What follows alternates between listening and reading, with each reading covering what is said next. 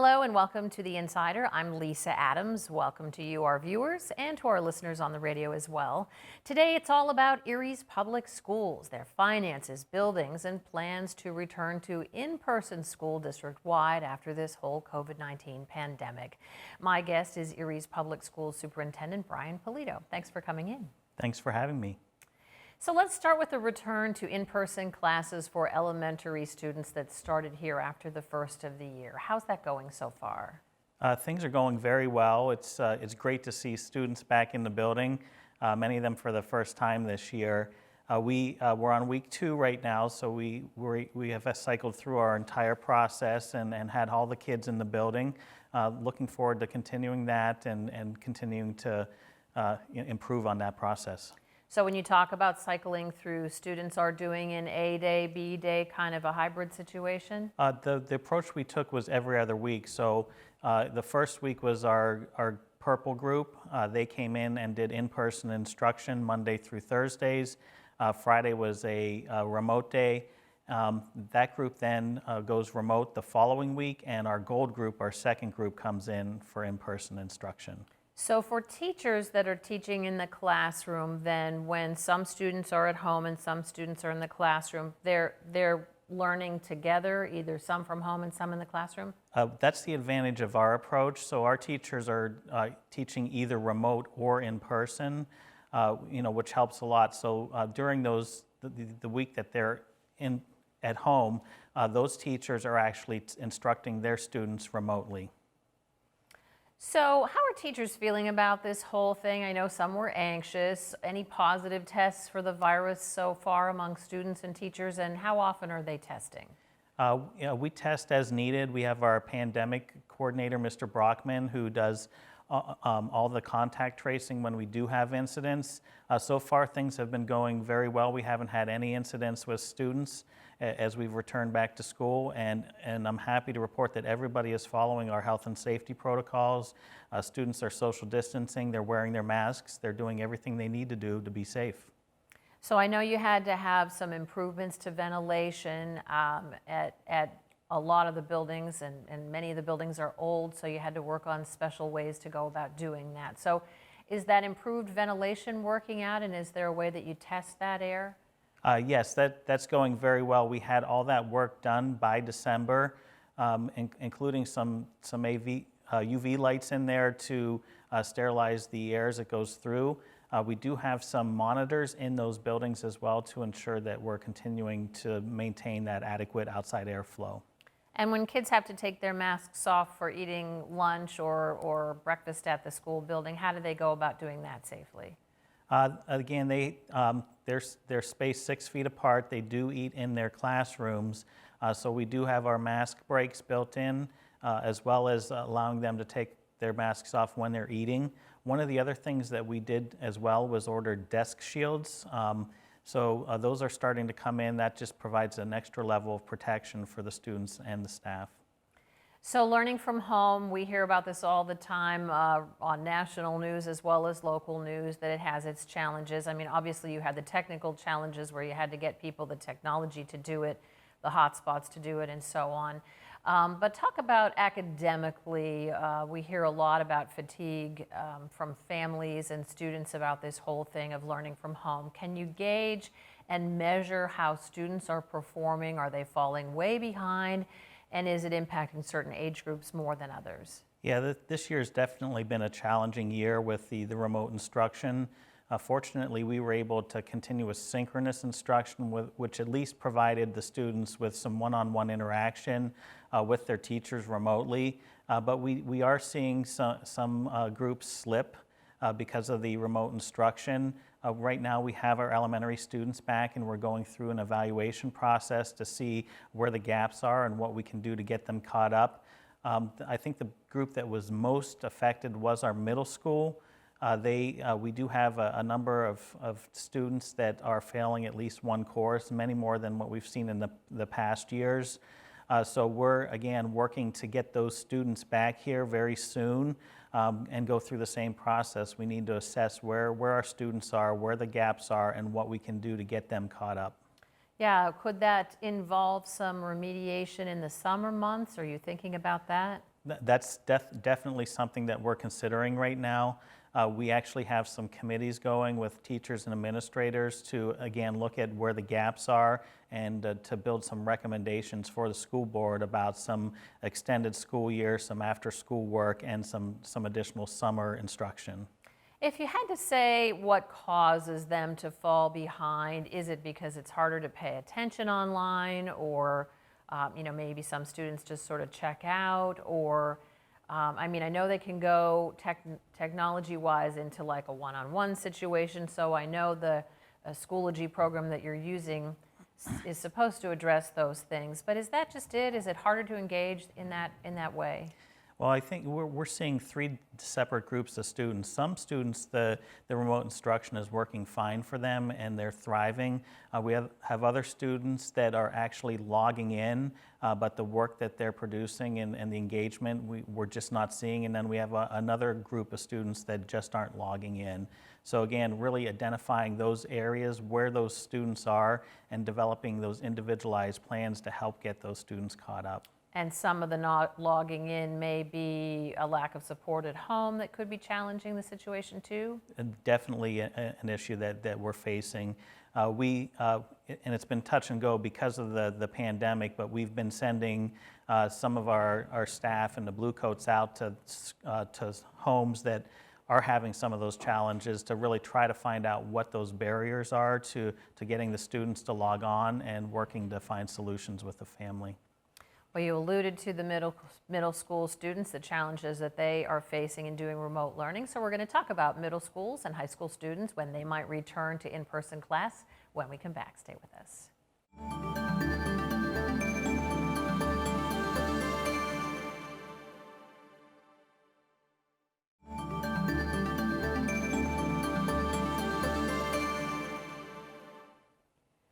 I'm Lisa Adams. Welcome back to The Insider. My guest today is Erie's Public Schools Superintendent Brian Polito. We're talking about really just an update for Erie's public schools and this whole pandemic situation. So I know the board met recently to talk about the return of middle school students and decided to survey families about it. What does the survey ask, and when will you make a decision there? So we're really doing our preliminary work to start to return those students to in-person instruction. The survey asks whether or not families are interested in returning their students if we do offer in-person instruction. Right now we're seeing similar results as to what we saw at the elementary level, where about a third of the families do want to take advantage of in-person instruction.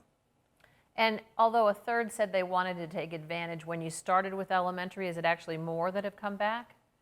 It's still running. About a third of the students are participating in person, and a third are continuing with the remote instruction. And now you expect a similar process with the high school age students, but how might it be a little bit different, your approach to the high school kids? Well, we at both the middle and high school, we do have some challenges with space because of the fire over at Wilson, and because we do have our Edison students over at East because of the ventilation issues. So we're really looking at how we can best utilize the space.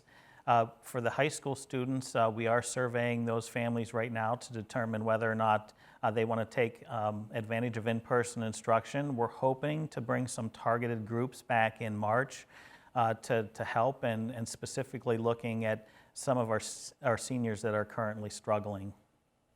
Yeah, that's so important because they're in the home stretch here. So at Collegiate Academy, we did a little news story about this. A lot of work has been underway both outside and inside the building, about $11.8 million, I think, in your warm, safe, and dry plan for buildings in the district. So we recently had a chance to take a peek inside and see how those gymnasiums have been upgraded, one that hadn't been in use in decades. So your thoughts on how all of that is going? Oh, it's very exciting to see all that work happen. Some of the areas you're looking at right now are areas that were just abandoned over the years because we didn't have the resources to upgrade them. It's some of the places that we took our politicians when we were advocating for the $14 million. So it's great to see the renovations happening and being able to utilize those spaces again. Yeah, and this is what was a swimming pool. I was stunned to see this Yes. because I remember that swimming pool completely off limits because of asbestos issues, so that's been mitigated, and it will become a dance studio. That's correct. and new flooring there with some blue tiles that are 6 feet apart in That's case right. students don't know what social distancing is when they come back. So this work's still underway at Collegiate Academy. Maybe it was a good thing timely that the students weren't in person because you can get that done the way you want to. And I know work at Erie High as well, coming in under budget. So what does that mean for what else you can do in those buildings? Well, that really allows us to expand what we're doing at Erie High. Our initial facilities plan budgeted about $29 million in work for Erie High. We added some alternate bids into this bid process. We estimated that all of those alternates would be around $37 million, hoping that things would come in a little under budget and we'd be able to do some additional work. Thanks to the bid process, we're able to do all of that work and still come in a couple $1,000,000 under that initial $29 million budget.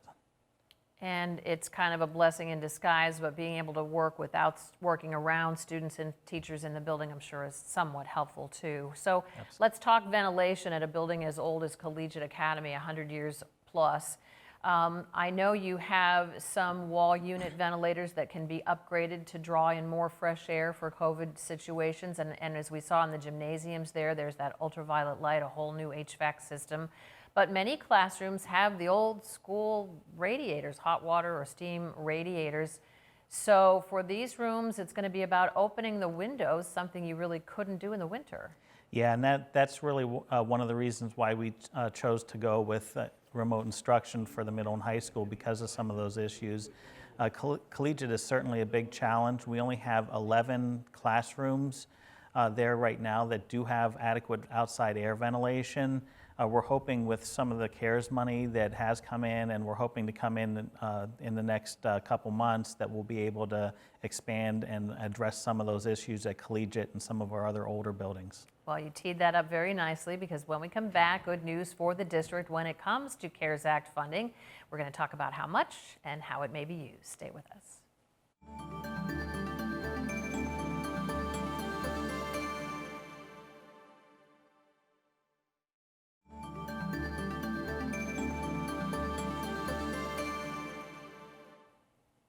Welcome back to The Insider. We're updating you on everything going on with Erie's public schools. My guest again, School Superintendent Brian Polito.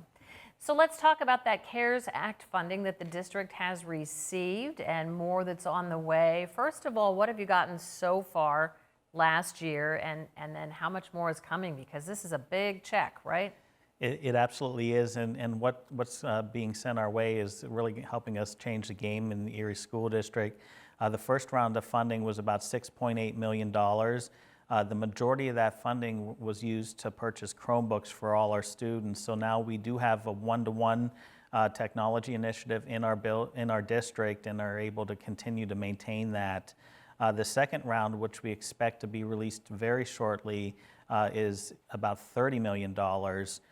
That can be used for some remediation work, as well as some upgrades to our buildings, including ventilation. And that's really what we're looking at doing at this point, is to expand on some of the ventilation work that needs to be done in some of our older buildings. So how extensive might that be? Could it be installing a total HVAC system in a building that has nothing right now? Is that possible? Again, those are some of the things that are on the table. We're meeting with our architects here in the next week or so to really sit down and see what's left in our Phase 1 facility plan, look at the dollars that are left from the bond issue we did a couple years ago, and what's available in the CARES funding, so that we can actually build a recommendation to provide to our school board, and we're hoping to present that in March. And I know you want to do additional work at Erie High. At one time, there was talk that there's enough land there to actually expand that school building, but that's not in the cards right now? It really isn't. Our buildings, as they're configured now, we have adequate capacity, so there's really no need to expand. What we really need to focus on at Erie High is getting that infrastructure up to date, addressing those HVAC issues, looking at our electric, plumbing, and also a big upgrade in that building is going to be our windows. Is the CARES Act funding restricted to certain types of uses, and how do you have to document what you're going to do with the money and how it's utilized? There is a process to go through. We have to have our budgets approved by the Department of Education. Um, they do have some broad uses, but in general, what it's limited to is remediation work to get our students caught up, any expenses related to the COVID issues, and in addition, the ventilation work at our buildings.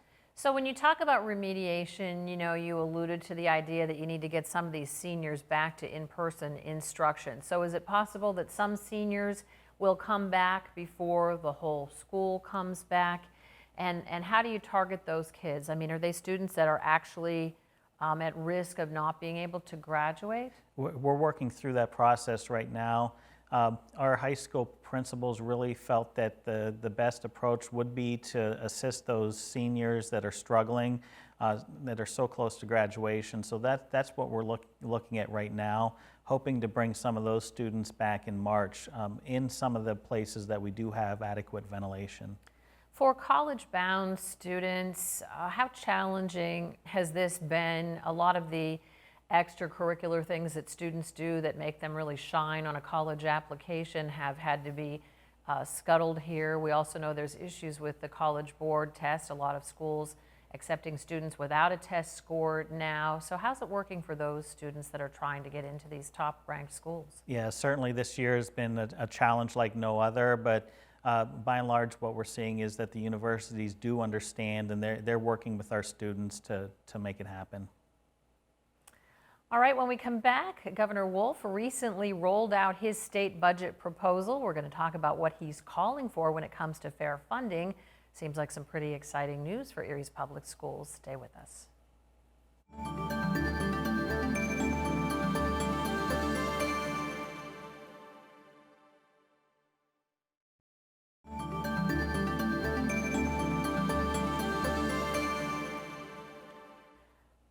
I'm Lisa Adams. We've been talking with Erie's Public Schools Superintendent Brian Polito, just giving you an update on everything going on in Erie's Public Schools. So before we delve into fair funding, let's talk a little bit about athletics. This has been a challenge for schools all around the region, but sports are ongoing. How's that working out? It's working out very well. We have a very stringent health and safety plan. At the start of both seasons at this point, we have met with the coaches and the students to review those health and safety protocols, and we're making sure that they're being enforced throughout. And as a result, we're keeping our students and our staff safe. Are parents pleased with how that is going? I know there have been a lot of strong opinions about this, and are there allowed to be fans in the stands at this point in time? I mean, we do see case numbers coming down here locally, so will there be any changes to that, or are you going to stay the course with how it is from now till the end of the year? We're not going to revisit anything for winter sports. We're almost done with that season, but we may reconsider that during the spring sports, especially because a lot of those sports are done outside. So let's talk fair funding. Your predecessor, Jay Badams, certainly started the fight for fair funding here, felt that what Erie was getting was not its fair share when it came to state subsidies. State Senator Dan Laughlin and others getting involved to help secure what ended up being an added $14 million a year. I know that's been a boon to the district, but talk about the budget that Governor Wolf recently rolled out, what he's calling for as far as that fair funding. And do you feel like maybe Harrisburg finally really has in focus what this is all about? Well, it certainly is a very bold proposal to distribute all the funds in the basic ed funding through the fair funding formula, and also inject enough funds in there to ensure that school districts that are on the losing end do not lose any state funding as a result of this. I think the most important thing about his proposal is it highlights some of the inequities across the state, and shows that school districts like the city of Erie, even after getting a $14 million adjustment, is still $25 million underfunded according to that fair funding formula. And for people who don't remember what this is all about, just explain how the funding formula hurt a district like Erie. Well, over the years, the funding for school districts has not been tied to a per student or pupil count since 1995. So over the last 20 years, Erie School District has actually seen about a 13% increase in enrollment, where other school districts in the area have seen a reduction. And as a result, those school districts that have seen the reduction have seen an increase in their per pupil funding. So this really levels the playing field, the fair funding formula, and also drives more money to students or to districts that have higher poverty and as a result have additional challenges. So talk about the dollar amount in addition to the $14 million that you are getting yearly now. What does the governor's proposal call for dollar-wise? And I've heard that some Republicans have said this is going to be dead on arrival. So what do you think is going to happen? Yeah, I think it's dead on arrival as well. But it does call, with the fair funding formula, we would see a $25 million annual increase in our subsidy. Certainly it would be a game changer for the school district and allow us to offer many of the other programs that other school districts in the area take for granted.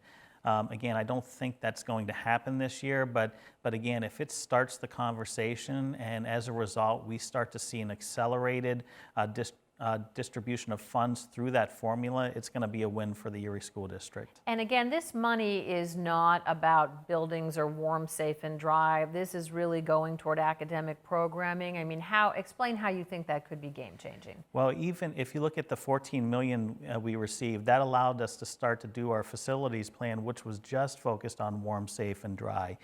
So it allowed us to fix roofs that are leaking and windows that were 50 years old. It allowed us to buy curriculum for our students, upgrade books that haven't been upgraded for 20 years. So at this point, it's just providing the basics.